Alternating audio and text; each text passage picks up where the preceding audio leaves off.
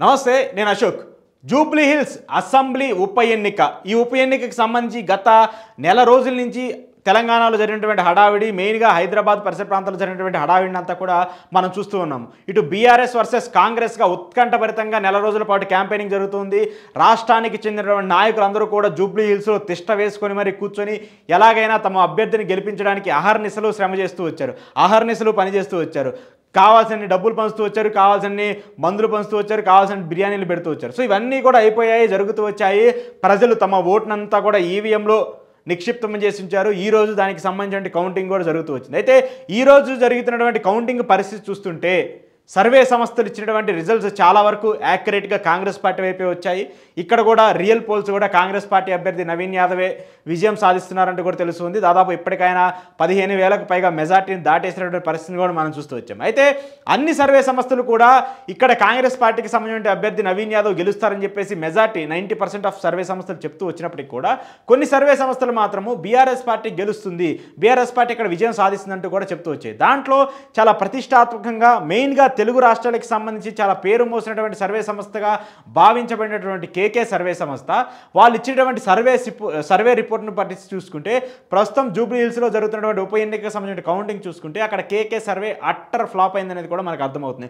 KK survey ఏదైతే Jubilee hills ఉప ఎన్నికలకు సంబంధించి ఇచ్చినటువంటి రిపోర్ట్ ఉందో ఆ రిపోర్ట్లో ఫెయిల్ అయిపోయిందని చెప్పేసి కూడా మనకు అర్థమవుతుంది. సో ఇది కేకే సర్వే ఇచ్చినటువంటి ఒక రిపోర్ట్. వాళ్ళు ఇచ్చినటువంటి పర్సంటేజ్ ప్రకారం చూసుకుంటే అధికార సిట్టింగ్ ఎమ్మెల్యేగా ఉన్నటువంటి బీఆర్ఎస్ పార్టీకి సంబంధించి 49% ఓట్ పర్సంటేజ్ వస్తుందని చెప్తూ వచ్చారు.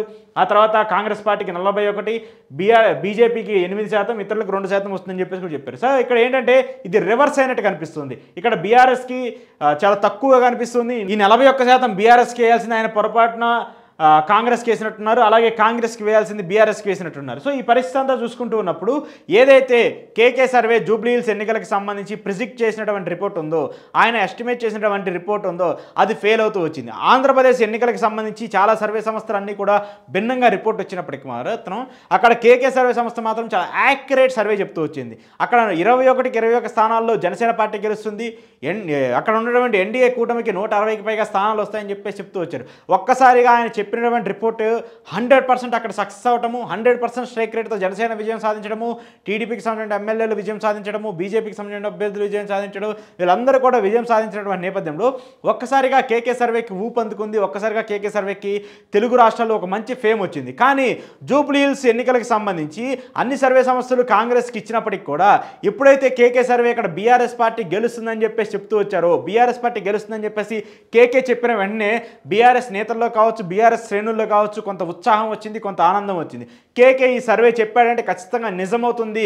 గతంలో ఆయన చెప్పినటువంటి సర్వేలన్నీ కూడా నిజమవుతూ వచ్చాయి కాబట్టి ఈసారి ఖచ్చితంగా మన సర్వే కూడా నిజమవుతుందని చెప్పేసి కూడా అందరూ భావించినటువంటి నేపథ్యంలో వాళ్ళ నమ్మకాల మీద, వాళ్ళ ఆశల మీద కేకే నీళ్లు పోసినట్టయింది, కేకే ఫెయిల్ అయినట్టు కూడా మనకు అర్థమవుతుంది. సో ఈ రోజు జరుగుతున్నటువంటి ఈ కౌంటింగ్ చూసుకుంటే మాత్రము ఇక్కడ మళ్ళీ బీఆర్ఎస్కి గట్టి షాక్ తగిలింది. జూబ్లీ హిల్స్ ప్రజలందరూ కూడా కాంగ్రెస్ పార్టీకి పట్టం కట్టాడు. అక్కడ అభ్యర్థిగా ఉన్నటువంటి నవీన్ యాదవ్కి భారీ మెజార్టీ విధంగా దూసుకుపోతూ ఉన్నాడు. అయితే సర్వే సంస్థలు ఇచ్చినటువంటి రిపోర్ట్లు అన్నీ కూడా భిన్నంగా కనిపిస్తే మాత్రము కేకే ఇచ్చినటువంటి రిపోర్టు మరింత భిన్నంగా కనిపిస్తూ వచ్చింది. ఈ ఎన్నికల్లో మాత్రము ఈ సర్వేలకు సంబంధించినటువంటి ప్రిడిక్షన్లో మాత్రము కేకే ఫ్లాప్ అయ్యాడు అనేది కూడా అర్థమవుతుంది. అలాగే కేకే నమ్ముకొని కేకే సర్వే ఇస్తే ఖచ్చితంగా యాక్యురసీగా ఉంటుందని చెప్పేసి నమ్ముకున్నటువంటి వ్యక్తులు కావచ్చు, పార్టీలకు సంబంధించిన వ్యక్తులందరూ కూడా కొంత నిరాశకు గురయ్యారు, నిస్పృహకు గురయ్యారని కూడా మనకు అర్థమవుతుంది.